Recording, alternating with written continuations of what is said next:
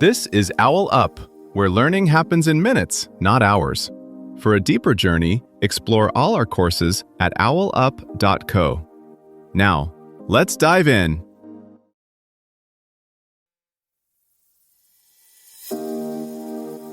Welcome to Chapter 1 of our series, Rewiring the Mind, a philosophical quest to transform thinking. In this episode, titled The Foundation, Understanding Your Cognitive Landscape, we're going to explore how to identify your personal cognitive patterns and the ways they shape your perception of the world. So, let's dive in. Right now, as you listen, your brain is quietly burning about a fifth of your body's energy, without your permission, and mostly without your awareness. You think you're steering the wheel, but what if the real driver is a set of hidden mental habits you never chose? You also carry a running narrator in your head, an almost constant stream of commentary about you, other people, and what things mean. Neuroscientists call the network behind much of this the default mode network. Philosophers might just call it the background hum of I, me, mine. It colors how you read a text from a friend, how you walk into a meeting, how you interpret a silence, and it rarely shuts up. Yet this narrator isn't neutral. It leans on shortcuts, cultural stories, and old experiences. People like me aren't good at this. That look means they're annoyed. This always happens. Those aren't just thoughts, they're habits of interpretation. In this episode, we'll start mapping that inner terrain, not to control every thought, but to recognize the patterns that quietly decide what feels possible to you. Most of this interactivity runs on auto-configured settings you never consciously picked. Evolution left you with quick and dirty survival rules. Family, school, and culture layered on stories about success, failure, gender, status, and what counts as normal. Over time, your brain compresses all that into fast pattern recognition. Who feels safe? What seems realistic? Which risks feel unthinkable? That compression is efficient, but it's also blunt. It can make old contexts feel current, past threats feel present, and borrowed values feel like your own. Before you can change it, you need to see it. Think of your cognitive landscape as built from several overlapping layers, each doing a different job in the background. At the fastest level are heuristics, mental shortcuts that answer questions like, "Is this safe?" or "Have I seen this before?" in fractions of a second. They're why you can cross a busy street without solving physics equations. Useful, but crude. When life gets more complex than avoid cars, the same shortcuts can misfire. You might reject a new opportunity because it feels wrong, when all that's really happening is unfamiliarity. Then there are schemas, structured templates for how things go. You have schemas for a first date, a job interview, a family argument.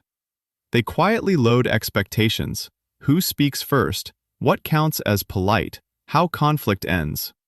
When a schema fits the moment, you feel fluent. When it clashes, you feel awkward, irritated, or confused, often without knowing why. Biases are what show up when heuristics and schemas lean in particular directions. Confirmation bias nudges you to notice data that agrees with you. Status quo bias makes how it's always been seem safer than it is. Availability bias makes vivid stories, one bad flight, one failed startup, outweigh dry statistics. None of this asks for your consent.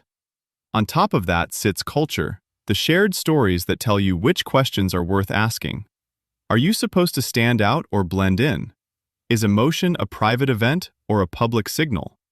Research on holistic versus analytic perception shows that people literally see scenes differently depending on these background stories.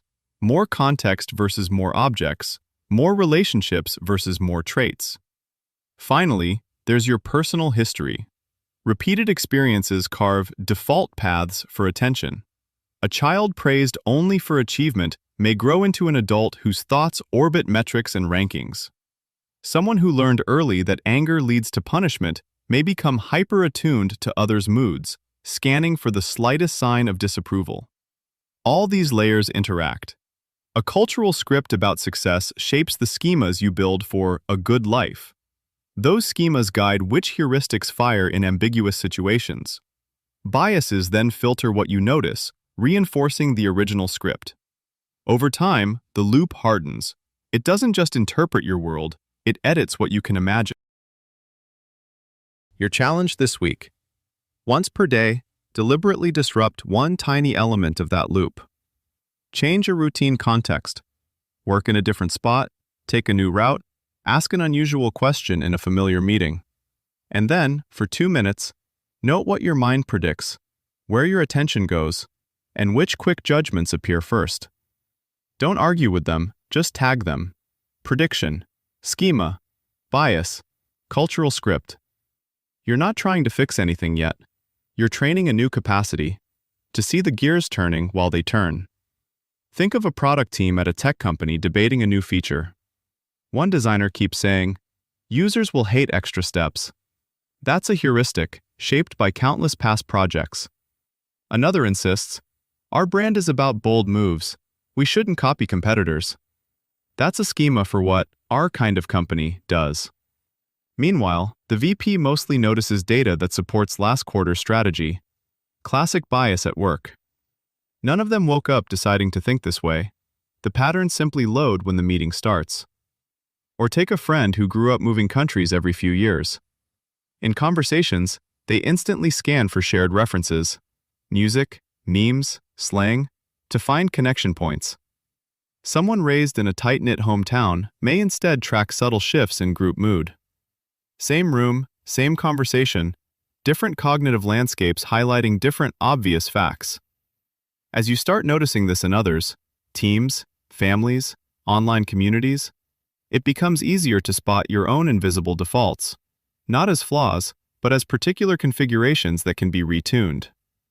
As tools get better at mapping thought patterns, the question shifts from "how do I think" to "who gets to tune my thinking?"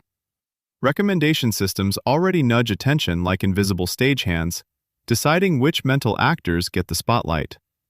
Future education, therapy, even workplace training may offer dashboards for your own patterns.